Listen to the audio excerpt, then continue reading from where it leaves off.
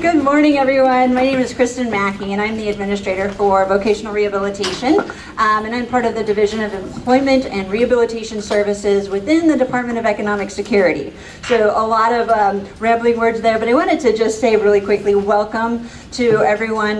It's really an unprecedented opportunity for us to be able to get individuals cross-divisionally within the department. So we have individuals from DDD, from our DERS team. We also have representatives from Department of Ed, Access, and other focus groups, parent groups, and provider groups here as well.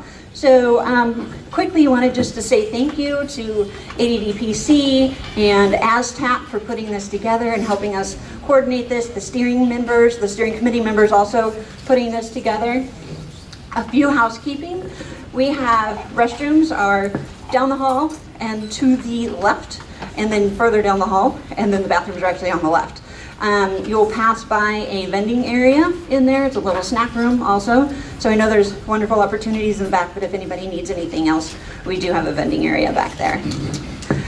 So as I was mentioning, this is really an unprecedented opportunity for us to learn about the importance of individuals with significant disabilities having the opportunity to work in competitive integrated setting. And so for us at vocational rehabilitation, we work in employment, but what we want to do is translate that conversation early. And so, we're really looking forward to working as members of the team together to see how we can do things better and create opportunities for individuals with disabilities. So to start that off, I wanted to say thank you to Director Trailor for being here. He's going to have a couple remarks for us. We also have members of our executive leadership team that may also choose to say a few words. So Director Trailor. Well, good morning, everybody. Thank you very much for having me here. My name is Mike Trailor, and I'm the director of the Arizona Department of Economic Security. I've had the honor and privilege to serve in this capacity for about a year now. When Governor Ducey asked me to be the director of the Department of Economic Security about a year ago, I thought it was important to keep things very simple. So as I met with our leadership team, I said, really, we have two goals: a talented and engaged workforce, and fully deploying the Arizona Management System competencies throughout DES. The reason for those two goals is that when you have talented and engaged people that are surrounded by an effective management system that helps us achieve our goals, that is a formula for success. Prior to that, I spent 8 years at the Arizona Department of Housing, and before that, I was a home builder in Arizona for over 30 years. So how does a home builder become director of the Department of Housing? Well, it was an interesting story. After building about 10,000 homes in Arizona over 30 years, 2008 came along, and I found myself in an industry that used to be one of the biggest in Arizona that at that time didn't really exist anymore. So I was trying to figure out what to do with myself, because as I studied the foreclosure crisis, I estimated that the home building business wouldn't be profitable again until about 2015. I was talking to a good friend of mine who knew Governor Brewer, and she said, Governor Brewer is looking for somebody to run the Department of Housing, and I think you do a good job at that. I said, I never thought in my wildest dreams that I would consider working for the government, but now might be a good time to pay something back for all of the success that I've been able to enjoy in my life in Arizona. So I took the job, and my goal was to do the best I could for the 4 years that I'd committed to Governor Brewer. By then it'd be about 2015, it'd be time to get back into the home building business. But somewhere along the way, it became the most rewarding job I've ever had in my life. That's why I'm still here today. As I said at the Department of Housing, I think people were happy with the homes that I built in the private sector, but at the Department of Housing, they cried because they'd never had decent, safe housing before. We had heroic experiences like confronting HUD when HUD decided to discriminate against deaf and deafblind seniors who were living in the only sensory accessible affordable housing project in the Southwest United States that was approved by HUD. And then after the project was built, and not surprisingly 90% of the residents were deaf and deafblind seniors, HUD sent their fair housing people out and decided that we were in violation of fair housing. they gave us a voluntary compliance agreement, and they said, we're going to be good guys because it wouldn't sound really good if the federal government kicked a deaf and deafblind senior out of an affordable housing project, but here's what you're going to do. As those units become available over the years, you're going to rent those scarce sensory accessible affordable housing units to people that don't have any disabilities until 75% of the project are full of people who don't have disabilities, who don't need the accessibility of the project. I said, or what?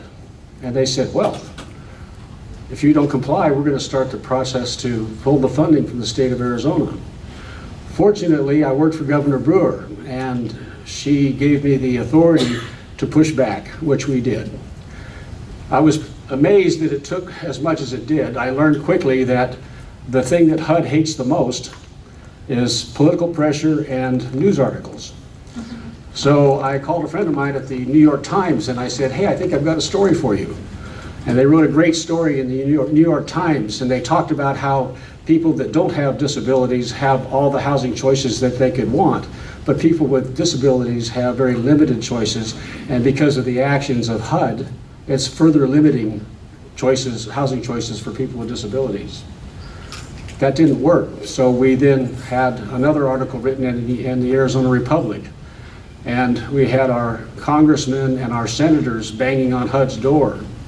It took us 2 years of fighting, and when I took this battle on, I was speaking at an engagement in Washington, D.C., where, not surprisingly, this project was receiving a national award for best practices in the United States. And I told them we were going to fight back with HUD on this issue, and some prominent people came up to me and said I had a lot of courage, and I wondered what I got myself into. But the good news is we were successful, and about 2 years after we continued our fight with HUD, I finally received a letter from the Secretary of HUD saying there was no fair housing violation. So I began working with Denise Resnick, and how many of you have heard of First Place? A few of you?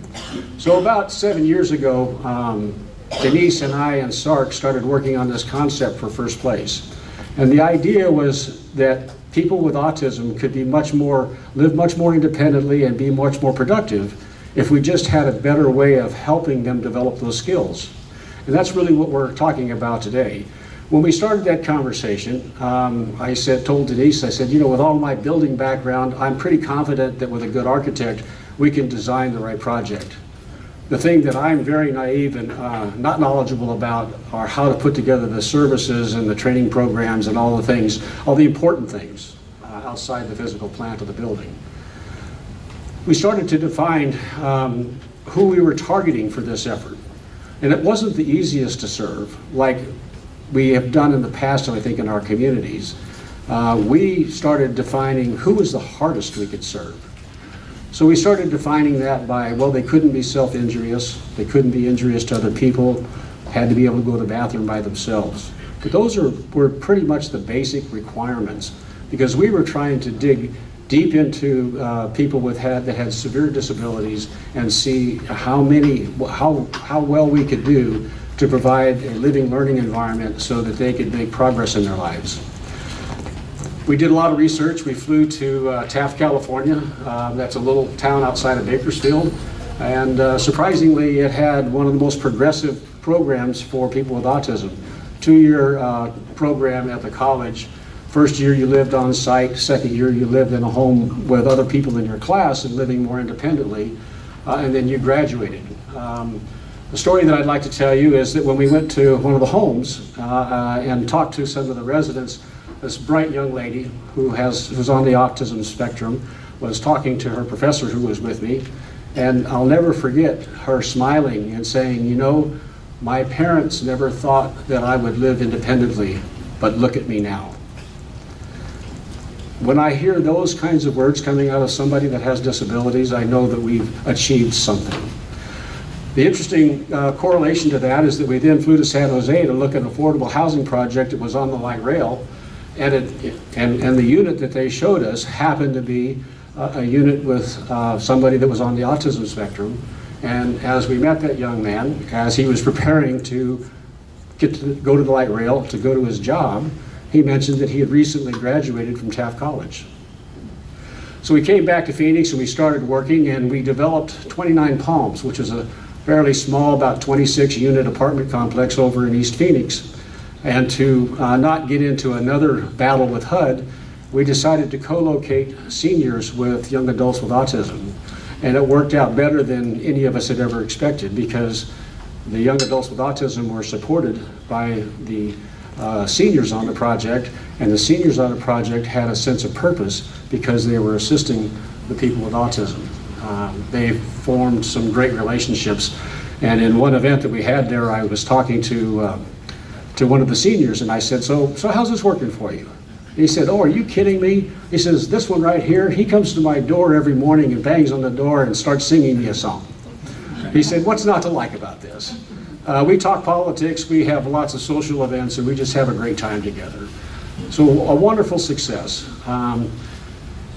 But the best success of all of 29 Palms, which was our pilot project before the bigger First Place project was started, is that we had testimonies from mothers and fathers who would say, my 35-year-old son has never lived outside of our house, never had relationships with their peers, never took public transportation, never went to work. And 1 year after living at First Place, they were doing all of those things. So what that tells us is that if we put the right formulas together, if we put our collective minds and efforts together, we can provide opportunities for people with disabilities that we never thought possible before.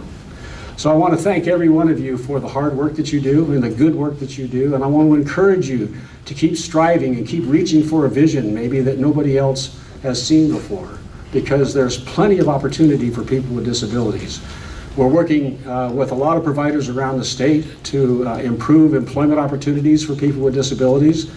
I personally think that it's shameful that only 13.8% of people with disabilities in Arizona are employed currently. I've heard that in Washington State, 40% of people with disabilities are employed. We need to go up there and find out what they're doing and implement that down here. We have different goals that we're working on in DES, and there's no goal that's even more important to us than increasing employment opportunities for people with disabilities, because we want them to have the meaningful lives that they deserve. So again, I want to thank you for the great work that you're doing, and we look forward to working with you and helping people that maybe we didn't think could be helped in the future. Thank you very much.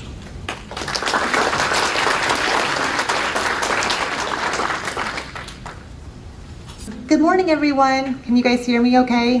The sound's been kind of okay. My name is Erica McFadden. I'm the director of the Arizona Developmental Disabilities Planning Council. It's a mouthful. We are so excited, really, to do this, because we have talked with DDD VR, a path provider organization, people with disabilities and their families, and this is a result of all of the hard work and all the discussions we've had. Today is the result of that. So we are so excited to do this today. The whole point of this talk today is to talk about, we all are on the same page. We're all a team. Even though we're in different agencies, different organizations, we're all on the same team, that we want to get people hired and employed that have disabilities. But how? That's the question we always get. How do we do that? And when we have somebody with a significant disability, how do we know if they're really employable or not? So that's why we have Dr. How, which is Laura Owens, here today. How's that for an intro? Instead of Doctor Who. Anyway, Dr. How will be here to talk about how we can do this today. And for those of you who don't know who the DD Planning Council is, we're actually a federally funded, governor-appointed agency that actually funds projects, funds trainings, and funds things like that promote employment, self-advocacy, and community inclusion for people with disabilities. And we actually have a request for information right now, so if any of you and from the agencies, the public, have ideas on things that we should fund to actually help promote inclusion, now's the time to go on our site and give us those ideas. It's open for a month. And we might be sending you an email too after this is all said and done to see if you want to be on our monthly list, because we'll be releasing solicitations, and you can share with your providers and with people that you know that might want to apply. So with that said, I'm going to talk about the overview of the day so you know what's going on. So you know food's there, you know not to park on this side of the building. Okay, so we got that covered. We're also going to be having Dr. Laura Owens talk, at Dr. Howe, about how to employ people with disabilities. She'll be talking over the next hour, but in that time, at the end of her session, there'll be a short time for questions and answers. So if you want to save your questions till the end, if she doesn't get to them, we're going to try to keep everybody's questions in one place and then email the answers at the end, like the next few days or something. And those that are webbing in today, same. So go ahead and put your questions in the chat box, and we'll record them, and if we don't have time today to follow up, we'll do it after the session. In addition, there's going to be a panel, there's going to be a break, and then there's going to be a panel of people with disabilities, family members, providers, talking about how they did it, how they got successfully employed. You'll also have a time to ask questions too at that point. It's going to be short, so just parking lot your questions till the end, and then we'll get to them in the future. So without further ado, Dr. Laura Owens, she got brought in here for a reason. We've all heard such good things about her. She's actually led people to change the way they think about employment and people with disabilities. I've talked to multiple people who said that they thought differently after they heard from her. So you will not fall asleep, okay? That's a plus. And she's going to give you some real hands-on strategies because she's done it. She's not just an academic in an ivory tower, even though she has a PhD from Madison, Wisconsin University. But she's going to be able to talk to you about how and give you stories that actually have worked. She has 30 years of experience. She's published all over the place. She's an international speaker. Without further ado, do you want to come up here? Dr. Laura Owens.